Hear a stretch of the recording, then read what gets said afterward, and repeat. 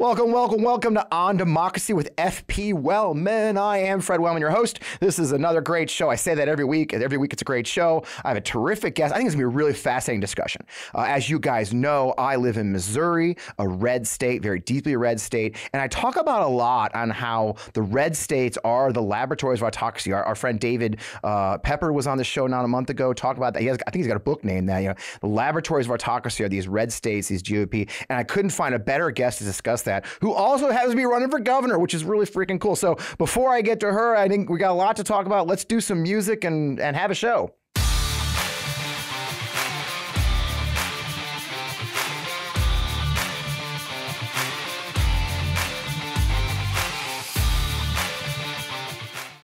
All right, like I already said it once, welcome. I'm still Fred Wellman. It's been like 30 seconds, but we're back. I really have been having, it's a crazy news cycle, right? I mean, it is just a crazy news cycle right now with lots of judicial things happening and electors getting charged and Trump being a target and you just name it. And then I got something to talk about up in Congress afterwards. But, I've been reading a slew of analysis in the 2022 election with a pretty wide range of conclusions, depending on who you read, from, oh my God, both parties rely on older voters. The youth didn't save us.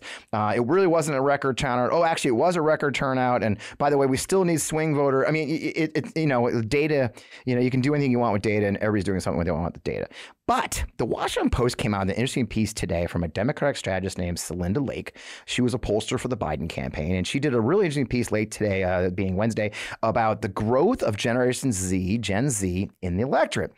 And she has some really fascinating numbers. Like, she tells us that every year, about 4 million Americans turn 18 right now and gain the right to vote. And the 8 years between 2016 and 2024, that would be 32 million new eligible voters who just turned 18 since Donald Trump last had an election in 2016, or his first election in 2016.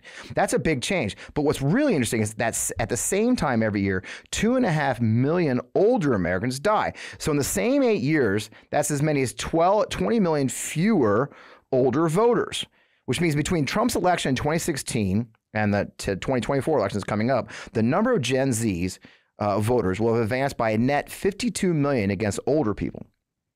That's a big number. That's about 20% of the total 2020 eligible electorate of 258 million Americans. So it's a growing generation. And these younger voters are turning out. Comparing the 4 federal elections since 2015, which is when the first time that Gen Zers could vote was 2015 and on, with the preceding 9 in the Trump and post-Trump years, it's been a 25% higher turnout than older generations the same age before Trump. In other words, compared to older generations as they matured, this generation, Gen Z, is coming out much higher, 8% higher in presidential years and 48% higher in midterms than previous generations. Some interesting charts. If you're watching the show, you can see the charts. Matt will throw them up for you. But similarly, though, it's not as drastic. There's been a 7% increase in voter registration among under 30 voters since Gen Z entered the electorate. In other words, we're seeing more younger voters coming out, right? And that matters. It matters a lot because it's a shifting dynamic. Look, both parties still have a plus 50 electorate. Both parties. It's not. It's if you think otherwise, you're delusional. But it does make them important. They're not a deciding factor yet, but they're coming. And parties need to understand how to talk to this younger generation, how to talk where they are, and the issues that they care about. So I just found this whole thing fascinating, and it matters more and more as we look at the electorate. We go larger statewide elections and presidential elections, which is why it's a great time to have an actual candidate for statewide offices for governor, and that is my friend Crystal Quaid. Representative Quaid, welcome to the show. She represents. Thank you so much for having me. Great to have you. She represents Missouri State House District 132, beautiful Greene County. Been there a couple of times. I've had the pleasure to go to Springfield. She has served as the Democratic floor leader for 6 years now, right? I mean, since the day she entered office, she volunteered. This is a great story we should get to. How a freshman representative ended up being the floor leader of the caucus, which is pretty remarkable. Now she's a candidate for governor, which is really a great story. First member of her family to graduate from high school, went on to earn a social work degree at Missouri State University, has done great things. Crystal, man, I'm so glad to have you on the show. So you're our second, right, Matt? Second repeat customer? Yep, your second. Welcome back. Greg Sargent for the Washington Post. Crystal was on the old call-in show, and it was a complete train wreck because that app sucks. So welcome back. Thank you. I'm so pumped to be here. And this is a great setup now. Thank you. You like it? Right. Much better. Yeah. You don't have to sit on the other side of the road talking to your phone. You just had your kickoff last night, and a lot of our listeners and viewers of the show are from across the country, live in blue states, right? And one of the things I talk about quite a bit, and I said in the intro, is Missouri in a lot of ways, and a lot of these red states, Tennessee, Iowa, others, are really a microcosm of what is going on in the Republican Party and the movement of the Republican Party towards more extremism. And I can't think of anybody who's had to witness it more than you for the last 6 years in Jefferson City, Missouri, dealing with some of these really crazy things and the increasing extremism. And they're testing these ideas in Missouri. And so I just want to ask up front, what's some of the this last cycle had a lot of really draconian things that you were up against. What's some of the most extremist thing you're seeing being floated right here in Missouri? Yeah, it's been really interesting. I've been there for 7 years, and each year it truly has gotten more extreme and more ridiculous, frankly. To narrow it down to one, I would have to say watching a state senator say that 12-year-olds should be allowed to be married off by their parents legally. That was the fight this year. We had a movement within the Republican Party to completely defund all of our public libraries in the state, which was wild. There's been so many, Fred. Yeah. And these are all part of the larger battles they're fighting nationally, right? With Moms for Leaving, these others, with the book bans, with the transgender hate, and all these different, those are, and they're coming into, you seeing these real extremists who are running unopposed, right? A lot of them, one of the reasons, so the reason I of course, the reason we got to know each other is I was told, hey, when you got to meet her when I moved here, they got to meet Crystal Wade. And then I was very impressed from the first time we sat down with your very clear-eyed understanding that the way to take back Missouri and take back the House of Delegates and House of Representatives was running people everywhere. Tell our folks, you talk about that a lot here in the show. I'm involved with Forgotten Democrats. My friend Jess Piper's got Blue Missouri, which is hopefully helping you. But you've been doing it from the beginning. And what was the impetus for that? And why do you want to see, what are you doing to make that happen? Yeah. So to your point, we have had so many folks in Missouri, Republicans, run unopposed for far too long. Upwards of over 60 of the 163 representatives just walk in the door. And, that's been, in my mind, part of one of the biggest reasons why we Democrats have lost any power in our state house is because we haven't been challenging anyone. And, when you are in a small town in Missouri, you might be a Democrat. We have a lot of rural Democrats in our state, but you go to the ballot box and there's no Democrat to vote for, then you're going to vote for the Republican that maybe you met at the gas station or your kids play football together. And then the next election year, you're going to vote for that guy and then maybe a different Republican because the first one wasn't so bad. And then before you know it, you're voting straight ticket Republican because there are no other options. And we're seeing that across the entire state. And because we don't have Democrats everywhere, it's impacting our statewide elections. It's impacting everything that we're doing. Yeah. And how have you addressed that? What's been your strategy? I know you so people don't know, what did you build? You put together a pretty good campaign plan. What are you guys doing as the minority leader to fight that back? Right back. Yeah. So the House Democratic Campaign Committee is the election arm for the House Democrats. Republicans have a counterpart, and of course, our senators do as well. And we really try to look at this in multi-layers. By the way, just so you know, cats are welcome. For those listening, Crystal's having a cat issue, so don't worry about it. I just want to cut in there. Cats are always welcome. But go ahead. So you have the House, the HDCC. Yes. So we're looking at this in several layers. One is, as you mentioned, having folks running everywhere. But it's not just about getting Democrats to say yes to putting their name on the ballot. It's also supporting them when they do. Right. For too long in our state, folks would ask people to run, and they would run in an unwinnable district, a place that we cannot win based on the current numbers. And then they would just be like, okay, thanks, bye. And then you would have these Democrats run and have no idea how to run a race and just get trampled. Right. And a big piece of this is having folks run in unwinnable districts, giving them the tools they need to run successful campaigns and closing the margins. When I ask candidates to run in districts that are strong red, it's not just, hey, do it for this one race. It's, I'm going to need you to run twice. I'm going to need you to run a 4-year campaign, and this is what it's going to look like. Your goalpost is not necessarily to flip that seat, but it's to move the margin up to this percentage point. and having real honest conversations with folks in these areas, and then making sure that they're supported every step of the way, giving them things like websites and mail design and things that they shouldn't have to pay for themselves, and supporting them in that way. And then, of course, going all in financially in the seats that we can win, which there are several that are winnable districts, and putting our energy behind those. And, Greene County, where I live, is the best example that I can give for how we've been working as the House caucus. When I first ran, I was the only Democratic seat south of Columbia in the whole state.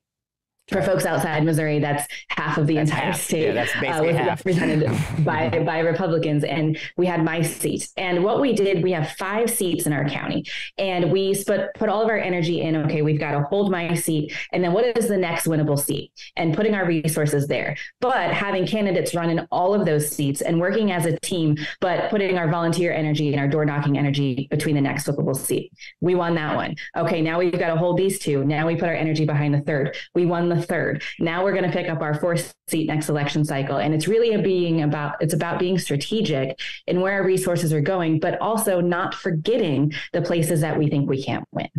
I love it. And it's something I talk about a lot. David Pepper mentioned it, doing that in Ohio. I mean, it's funny when we had these conversations with folks, I always talk about the ink spot strategy we used in counterinsurgency, which people is controversial, but the concept simply is you take you secure a place, you bring in governance, you run it well, and then you grow it, right? And you connect the next person, and then you grow that. And as the ink spot grows, you end up taking over either the whole country, or in this case, trying to take our state back and make it blue again. And in many ways, I think we had this conversation over coffee, but the first time we met was like, this is what I like. It really is a counterinsurgency strategy you're running in electoral politics to try and take back places and then do it. And the thing is too, I think you said it right too, is it's also about good governance afterwards, which takes us to you trying to run a super minority. I mean, Missouri has a super majority, the GOP.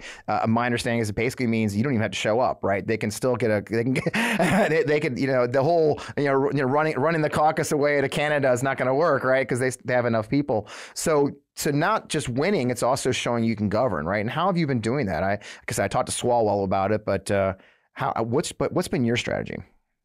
Yeah, I mean, it is a great point. Missouri, our House does not have some of the same rules that other states might have. We can't just hop on a plane and go away and nothing happened. They will still keep doing whatever they want to do.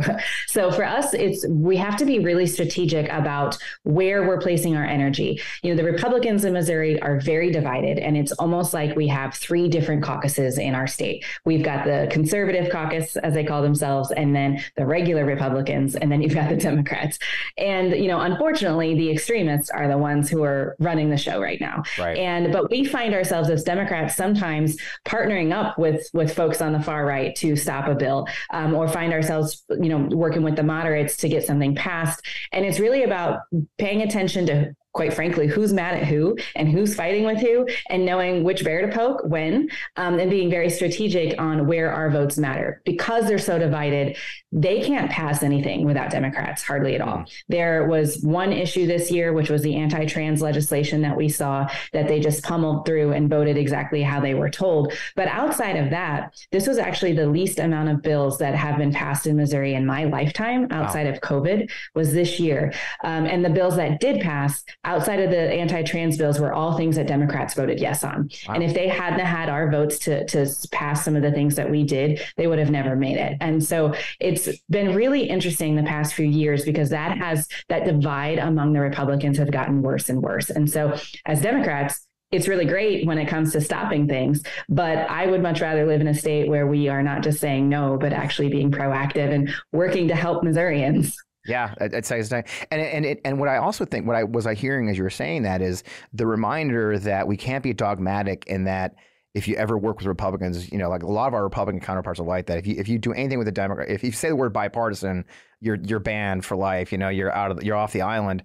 But what I'm hearing very clearly, and I've seen you in action do, is you're not that dogmatic, right? With your caucus, you allow your caucus to make the right decisions that are strategic, and you have a plan, right? I mean, and I think that's paying off for you, right? Do you ever feel pressure from our party activists? Like, do you ever feel like our own party, like, the donor class are saying, "Oh my God, what are you doing? Work the Republicans." Do you get that pressure, and how do you fight that pressure off? So yes and no. The first thing I'll say is, again, looking at our numbers, we have to, if we want to pass policy, we have, like, every bill that I have written into law, I hand it over to a Republican to put their name on. That's just how it works in Missouri. And I've been able to pass a lot of good public policy, but my name isn't necessarily on it, right? And so step one is accepting the realities of where our numbers are.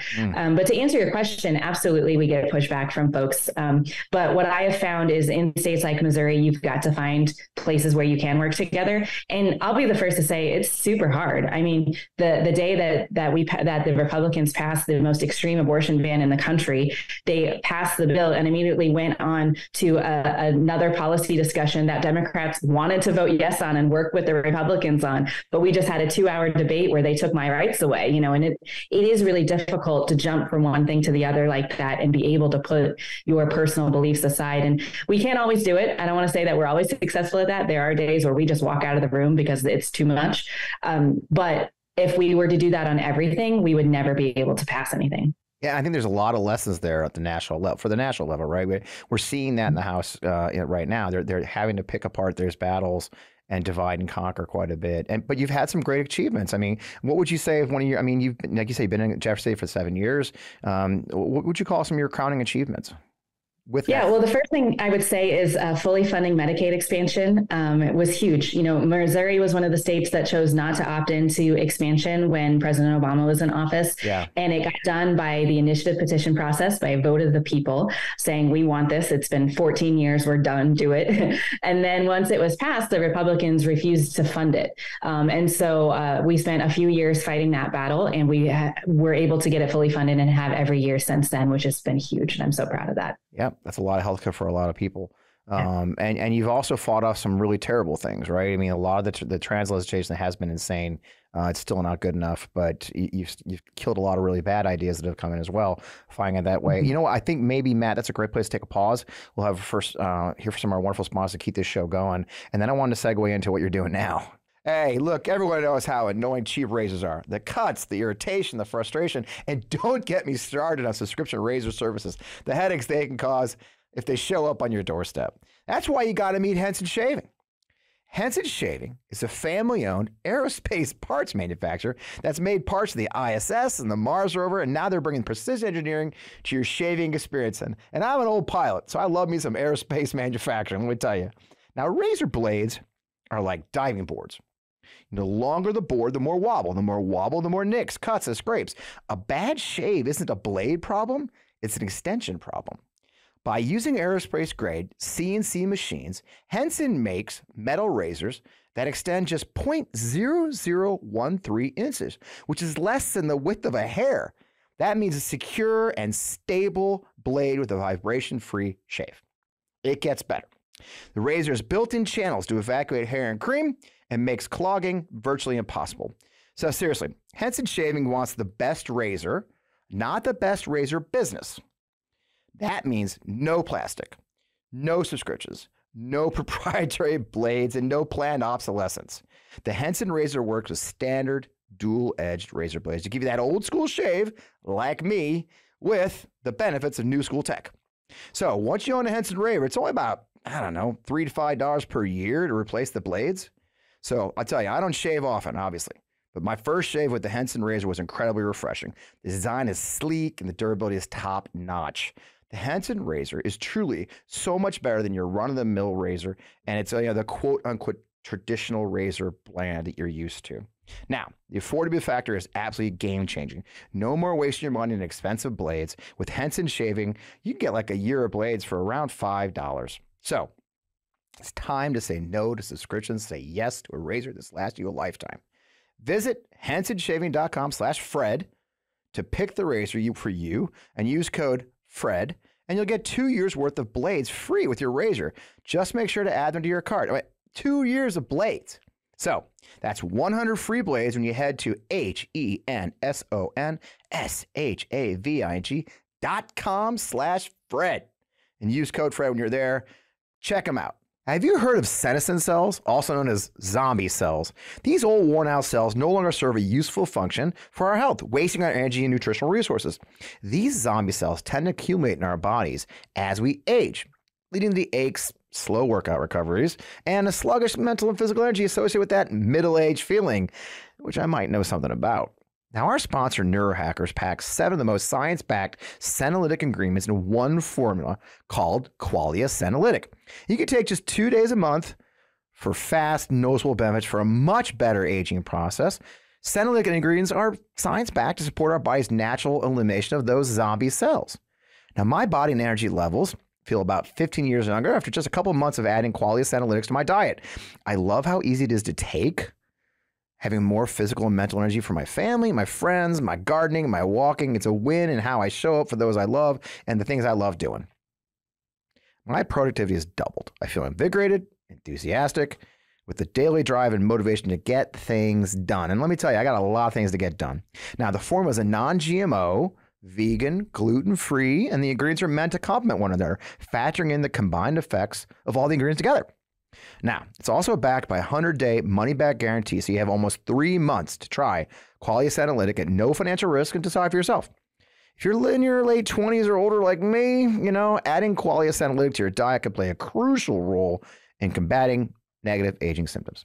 Now, go to neurohacker.com/Fred for up to 50% off Qualia Senolytic, and as a listener of On Democracy with Fred Wellman, use code FRED at checkout for an extra 15% off your first purchase. Now, that's neurohacker.com/Fred to try Qualia Senolytic with code FRED.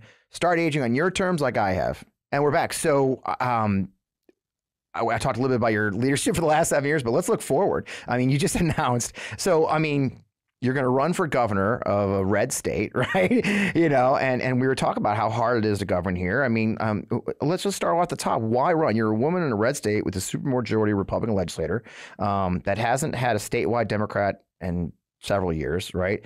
I know you've got young kids, you've got a family, you've got a day job. You're a really nice person. Why are you putting yourself out there at this moment? Why choose to run at this moment? My honest answer, Fred, is that I just can't take it anymore.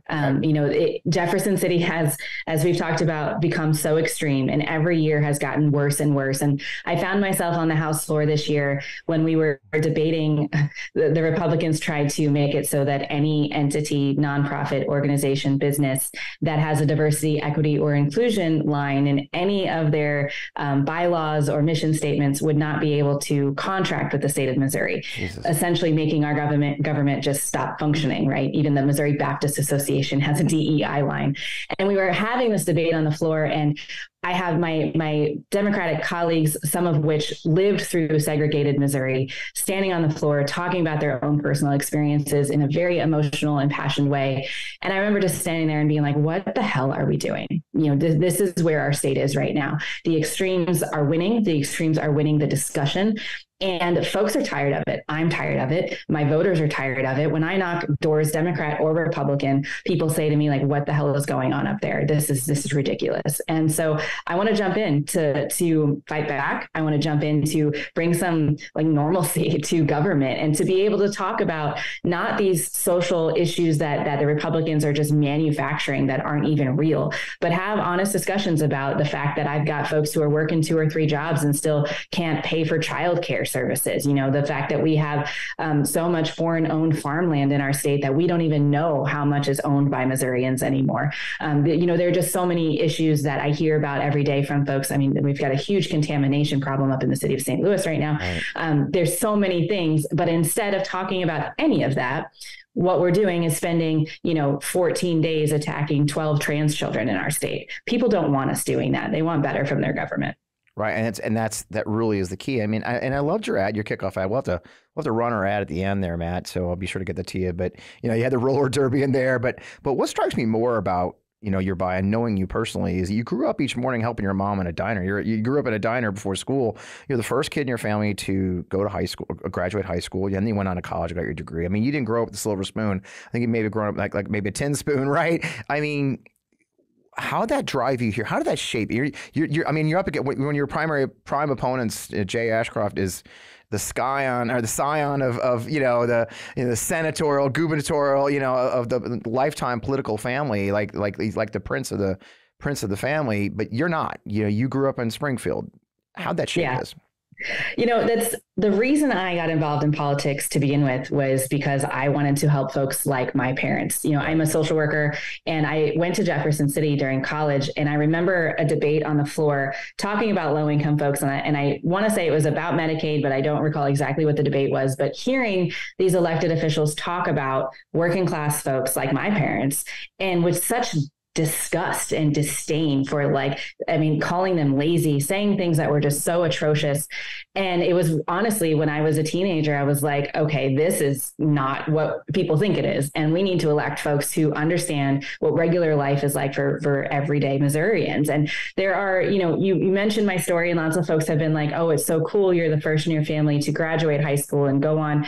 But that is not abnormal in our state. No. It's not abnormal to have a parent who's waiting tables their entire life, and a kiddo go into their parents' work with them because there is no childcare access.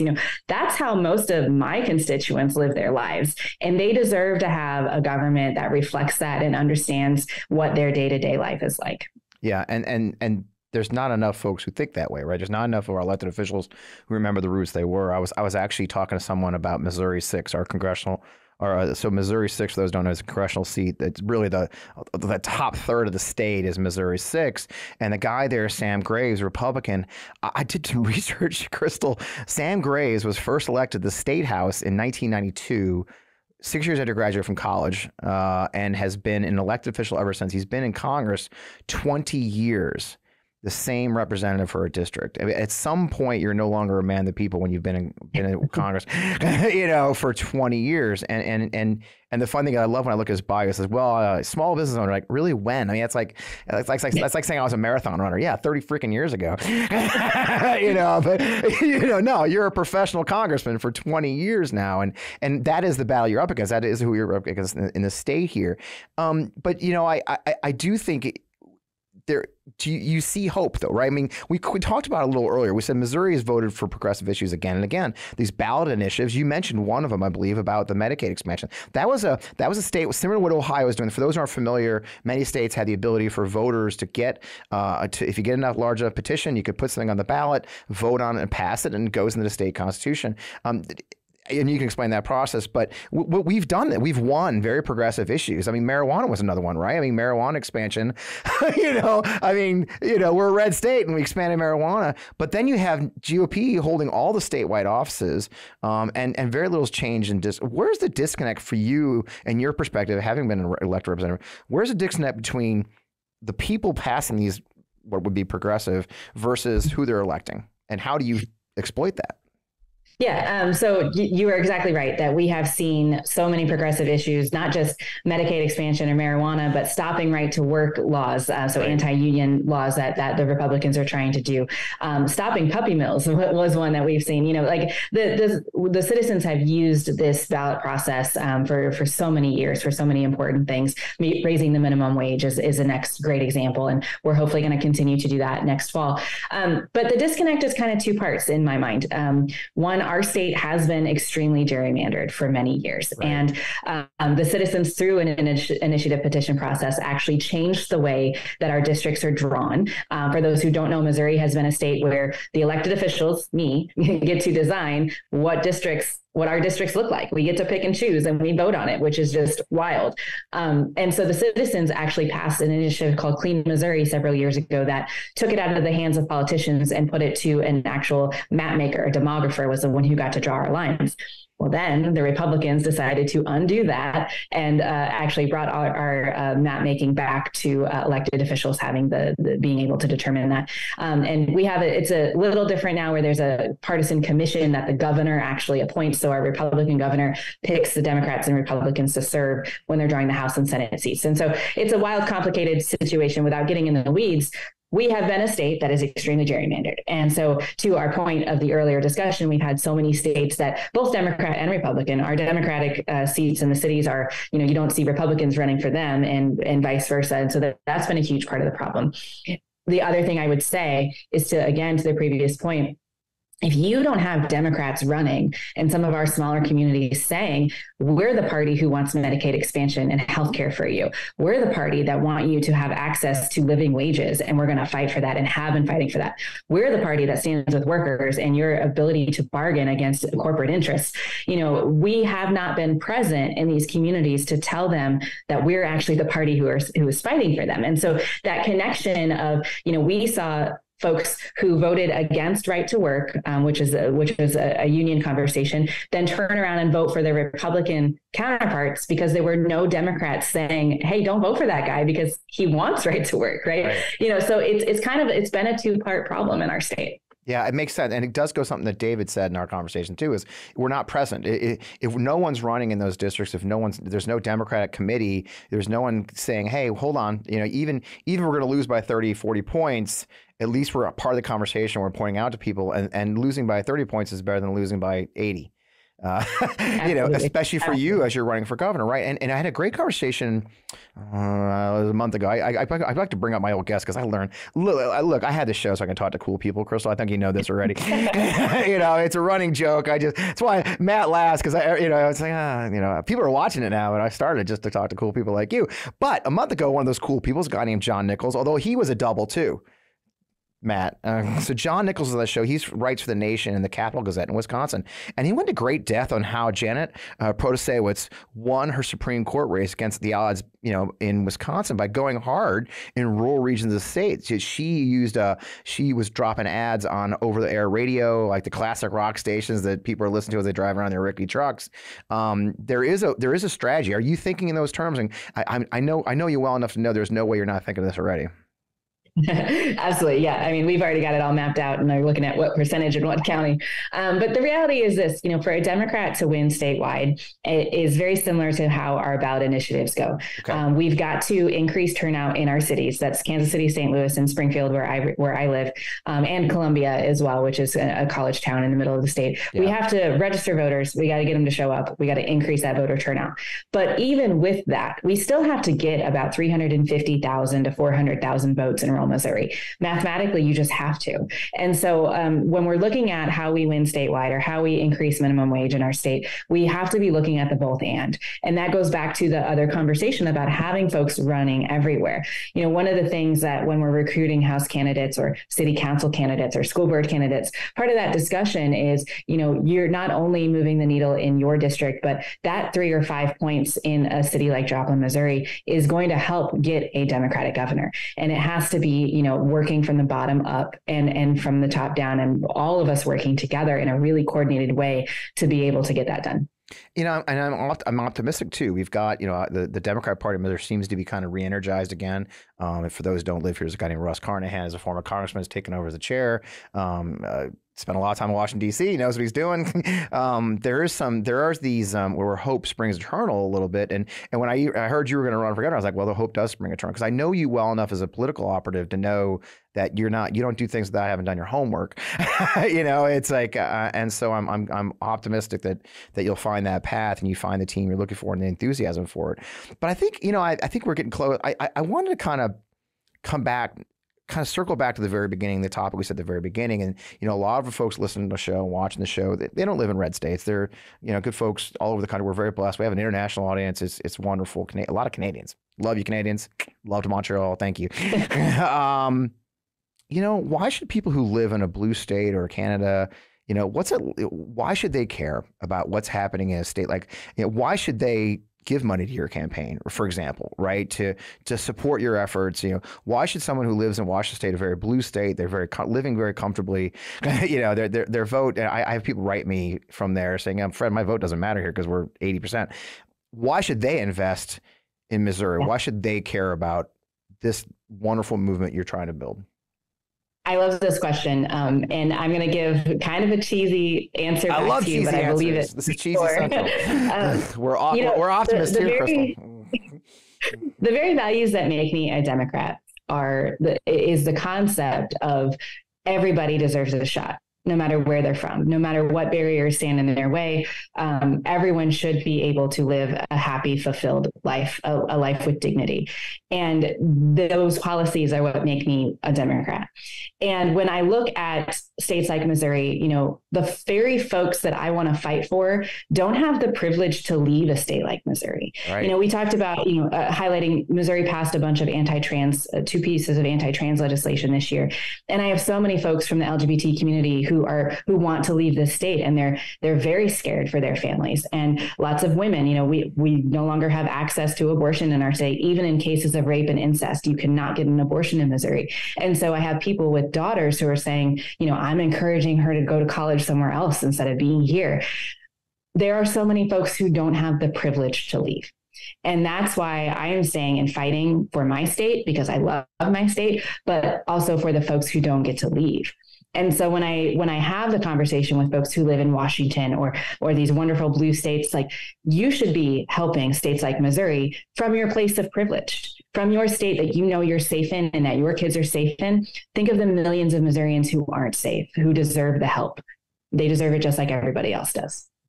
Well, I think that's a perfect place to, you know, you're exact. I could have said it better myself. I think it may have steal that, by the way, just so you know. That's exactly it. I mean, it works. I mean, it's exactly right.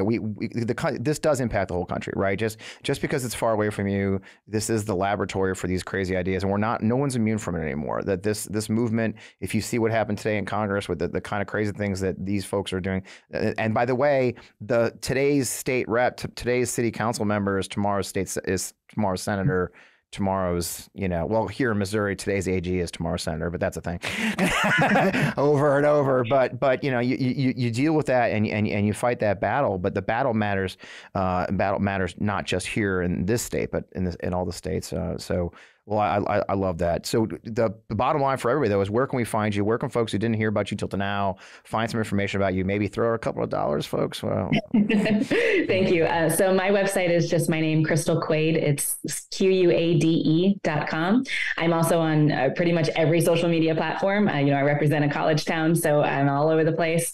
And yeah, we need help. Where, as you mentioned, my opponent in the governor's race is most likely going to be someone who believes he was born into this and he deserves it simply because of his last name. And it's the people's mansion and not his. And I'm going to need help taking it back. Well, let's help her. CrystalQuade.com. Crystal, thanks for joining us. I know you've been really busy running around. You're getting this thing. Sorry, I missed your kickoff event in Springfield, but I'm real proud to know you and proud of the work you're doing. It's important work you're doing, and I know that all the listeners to On Democracy and supporters are behind you 100%. So really good luck. Thank you so much, Fred. I appreciate it. My pleasure. And we'll talk to you soon. Well, a great conversation with Crystal Quade. I mean, I kind of fanboy out a little bit when I talked to her. I met Crystal. I moved back to Missouri 2 years ago from Virginia. And my girlfriend's like, you're here now, you got to help. I'm like, okay. and that's what I do. So I started dialing up, connecting dots, meeting this elected official, that elected official, who can you introduce me to? And everyone I met, probably 2 or 3 in a row, all said, well, hey, have you met Crystal Quade yet? I said, no, she's minority leader, in Springfield. All right. So I had the opportunity to speak in Springfield. It's kind of a funny story. Our previous guest, Rachel Vimman, got COVID and couldn't speak at a FDR women's dinner, the women's organization down there. And they put me in instead. Obviously, I'm not a woman. And so that was great. And I met some wonderful folks. And I was down there and I met Crystal for breakfast one day during the Democratic convening. And I was just so impressed. You can see, she's young, she's energetic, but she's got a brilliant strategic mind. And as an old soldier, I look for that. I look for folks who can see the dots, connect them, and have a plan. And that's what she's done. I mean, the example is perfect. We're right where she is in Springfield, where it started off with 1 seat. She had Betsy Fogel. She had Stephanie. They've just carefully rolled up each seat, teaching these young candidates or older candidates how to run, giving them some services. It's a really great model. And that's a lot of the stuff we're doing in our Forgotten Democrats movement, which you've heard me mention several times. Forgotten Democrats, I'm very proud, are stolen and cribbed from Crystal Quade. I don't tell her. I hope she doesn't watch this. I steal a lot of my best ideas, but it really was the idea of doing the same thing at the congressional level nationally, which is that there's a better way to help candidates. There's a better way to run people everywhere, and it means supporting from the bottom up. And that's what Crystal's doing. She's telling these candidates straight to their face, hey, look, I don't think you're going to win, but I need you to run anyway. But I'm going to help you learn how to be a good candidate, going to help you raise money, going to help you save money.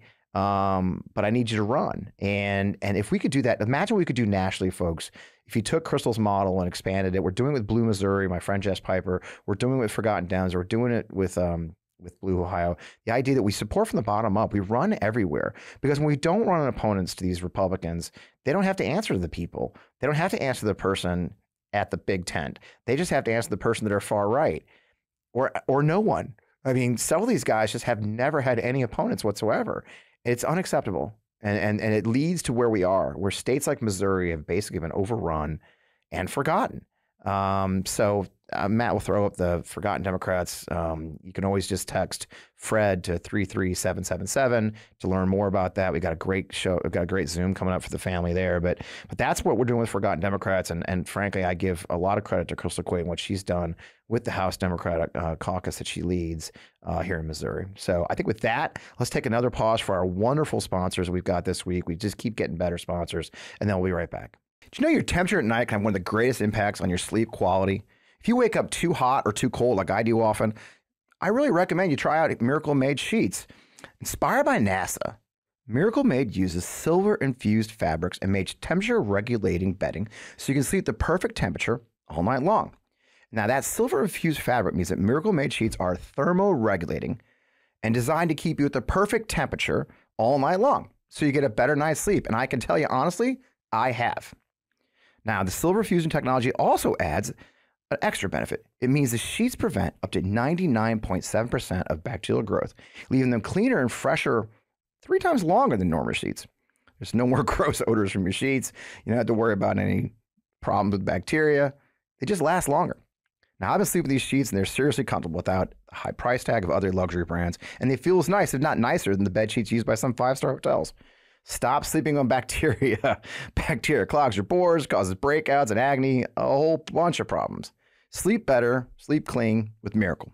Now, go try miracle.com/Fred. That's go to trymiracle.com/Fred to try Miracle Made sheets today. And whether you're buying them for yourself or as a gift for a loved one, if you order today, you can save over 40%. And if you use that promo code Fred at checkout, you'll get 3 free towels and save an extra 20%. So Miracle Made is so confident in their product, it's backed with a 30-day money-back guarantee. So if you aren't 100% satisfied, you'll get a full refund. Now, upgrade your sleep with Miracle Made. Go to trymiracle.com/Fred and use the code Fred to claim your free 3-piece towel set and save over 40%. Again, that's trymiracle.com/Fred. Treat yourself. I love the products. I've been using them myself and sleeping like a baby. As you know, I have a big family, and that means there's usually a lot of garbage left over by the end of the week. And frankly, I used to feel really guilty about it, but then I got a Lomi. Now that I have a Lomi, it's changed the way I think about my food waste. Lomi transforms my garbage into gold at the push of a button. Lomi is a countertop electronic composter that turns food scraps into dirt in under 4 hours. Now I love composting. Plus, it's made cooking at home even more fun. There's no food rotting in my garbage, smelling up the kitchen. Thanks to Lomi, I only have to take out the trash like once a week, and it's hassle-free, mess-free, no more leaking bags. So here's something cool too. I turn my waste into nutrient-rich dirt that I can feed to my plants, my lawn, and my big garden in my backyard. That means it's not going to landfills and producing methane gas. I get to help the environment, and that makes my life easier. All my food scraps, plant clippings, and even those leftovers I forgot in the back of the fridge go back into my garden. Help me grow more nutritious food right in my backyard. I learned recently that food waste makes up a huge portion of our personal carbon footprint. So by reducing the amount of food I send to the landfill, I'm helping to do my part for the planet while also feeding my garden. So whether you want to start making a positive environmental impact or just grow a beautiful garden like mine, Lomi is perfect for you. So head to lomi.com/Fred and use the promo code Fred to get $50 off your Lomi. That's $50 off when you head to lomi.com/Fred and use promo code Fred at checkout. Thank you, Lomi, for sponsoring this episode of the show. Hi, I'm Crystal Quaid. People say politics can be tough. I tell them, I can handle it. When you come from nothing, you fight the odds your whole life. Growing up here in Missouri, we lived on food stamps and leftovers that my single mom brought home from waitressing. Before school, I'd go to work with her. And after school, I'd go back and do my homework to wait while she finished her double or triple shift. When the dust settled, we found hope on a gravel road. A good factory job for my stepfather and a house we could afford. I became the first in my family to graduate from high school, paid my way through Missouri State, and then started my own family. I committed myself to helping families like the one I grew up in. Now, I'm a leader in the State House, where I've stood up for workers against big corporate special interests, sponsored a law to stop China and Russia from buying our farmland to squeeze out Missouri farmers. And I'm leading the fight to restore our abortion rights. I'm not worried about bullies like Jay Ashcroft, because Missouri has never seen a governor like me before. Ashcroft uses fear to score cheap political points and divide us. I'm running for governor for one simple reason. Because parents who are working extra shifts today have children who need to beat the odds tomorrow.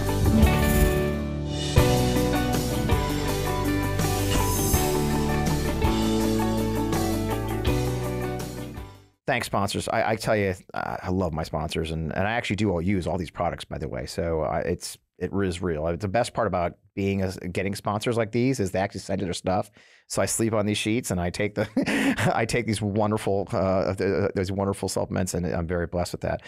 A last thing I want to talk about, and it's a lot more serious than we've been talking about, and I'm kind of couching some outrage right now, and that had to do with, if you guys know, we actually shoot the show here on Wednesday and broadcast it on Friday. And as I was heading in today, getting ready for the show, the most shocking thing I've seen, and I know we say this a lot, I've never been so shocked, but really it's hard for me to state just how outrageous what occurred today in our United States Capitol. Now, as we went, I lived outside of Washington, D.C. for 14 years. I worked at the Pentagon, and I would have to go over to Capitol Hill for official business as a spokesman and a public affairs officer. And then I was a veterans advocate for 10 years. So I went to the Hill a lot.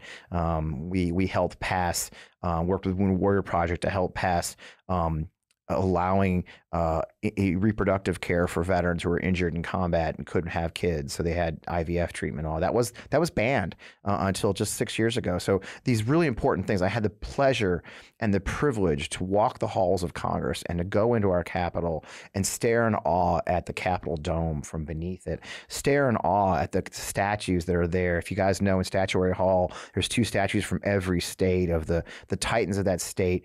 It's an awe-inspiring sight, and I never got tired of it. I never forgot for one moment where I was, the seat of our government. And then the MAGA movement took over and has done nothing but smear it. I mean, they literally smeared human feces on the walls on January 6, 2021. But today, Marjorie Taylor Greene figuratively smeared feces on the walls when she, during an open House committee hearing, pulled out nude photos of Hunter Biden from his alleged laptop. These are actual dick pics pulled out on poster board, paid for with your tax dollars, so she could print these. Her idiot staff, whom I've met, printed a private citizen's revenge porn and displayed it in a House hearing in the halls of Congress, our House.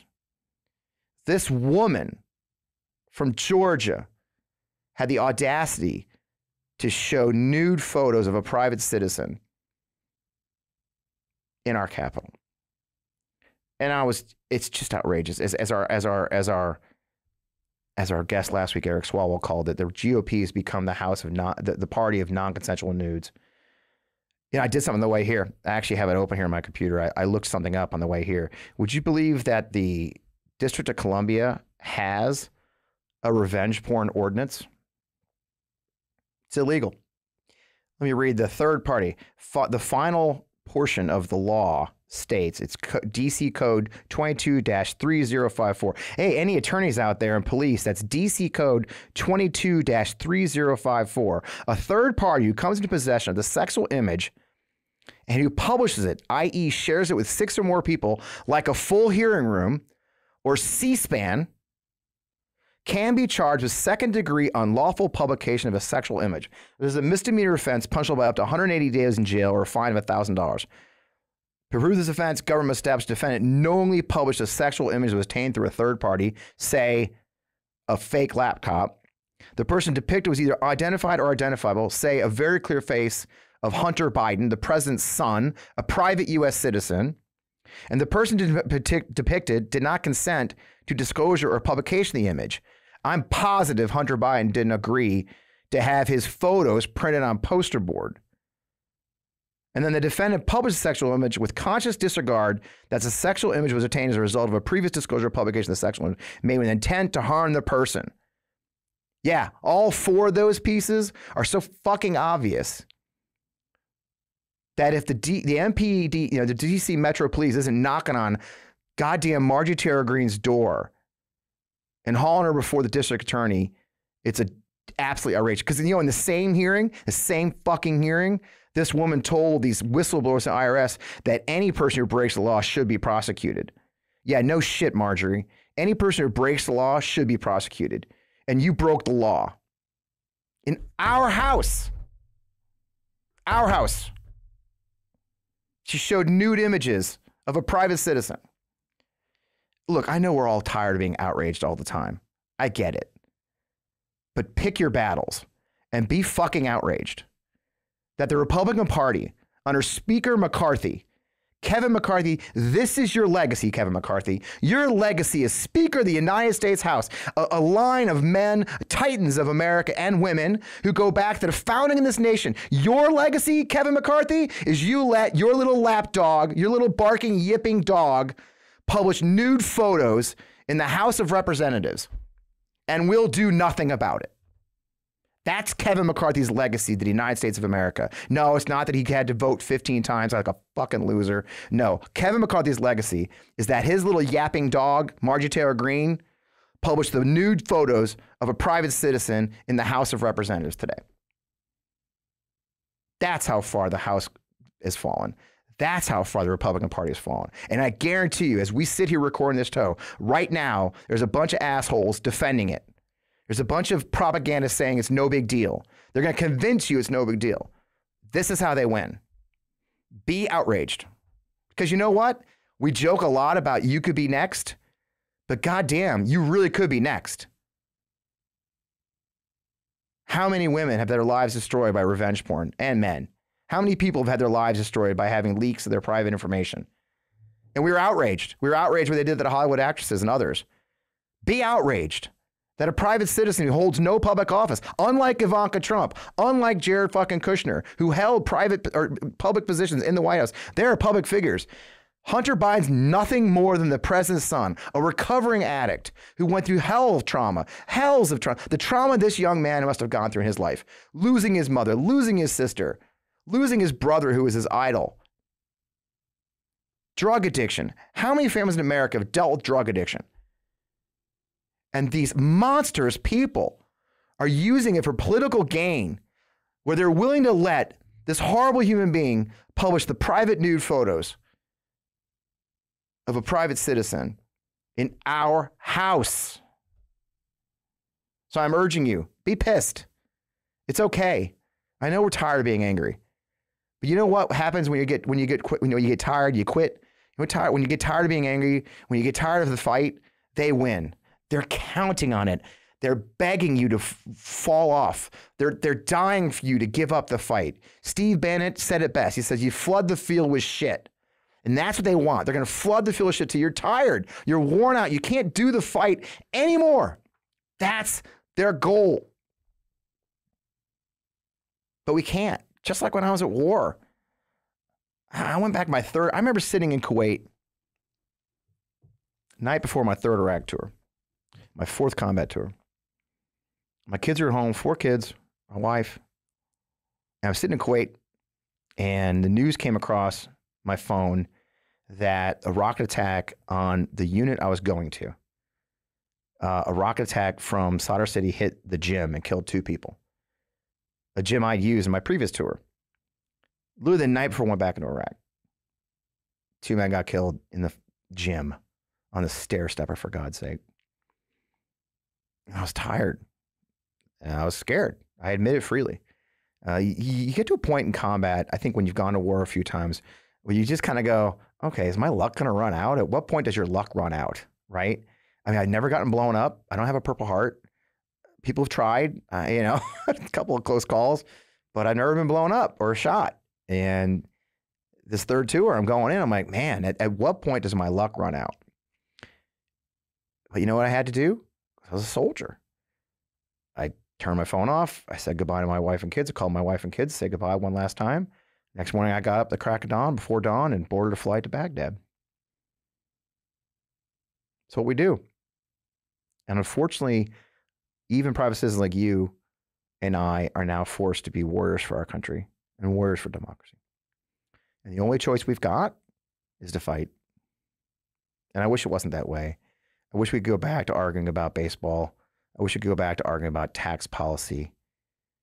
We can't, because our opponents want to destroy our democracy. The story that came out this week about Trump's big plans to completely remake the federal government to give him the power, to take over the Federal Trade Commission, to take over the FCC, the communication. Imagine, it sounds so simple, right? That the FCC will report directly to him.